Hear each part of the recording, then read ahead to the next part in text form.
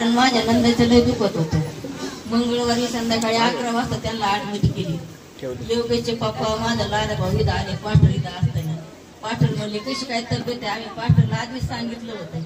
ते म्हणले काय बरोबर नाही वाटत फास्ट. माझी ननंद मंगळवारच्या दिवशी दिवसभर इतकी मोठ्याने आडत होती आणि नंतर 6 वाजल्यानंतर तिचा आवाजच बंद झाला. माझे मालक त्यांची लहानी बहीण ते जायचे असे चिमटे घ्यायचे तर माझ्या नंदाला काहीच होत नव्हतं. त्यांना तिकडे याच्यात दवाखान्यात ऍडमिट केलं होतं. ते याला ना बाहेर मोबाईल हॉस्पिटलला. आणि मग ती मंगळवारी संध्याकाळी ऍडमिट केलं. ते म्हणे काहीच नाही.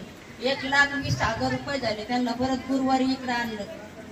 इकडच्या तिथं आणलं आणि तिथं मग पास्टर पण बुधवारी प्रार्थना केली. मी पास्टर पण ते इतर मी बरं का पास्टरला आता सांगितली. पास्टर म्हणले नोटवारी काहीच होत नाही त्याला म्हणे. पास्टरने प्रार्थना केली आणि माझी ननंद लगेच मग हालचाल करायला लागली. मग त्यांचे फोन सारखेच. हे पण जेवत नव्हते काय नव्हते. रोज तिकडे जायचे नुसते. आणि मग त्यांच्या मुलाचा फोन आला म्हणे मामा आता ताई डोळे उघडती. इतकं देवाने मोठं महान कार्य केलं. माझी ननंद 3-4 दिवस सुधीतच नव्हती.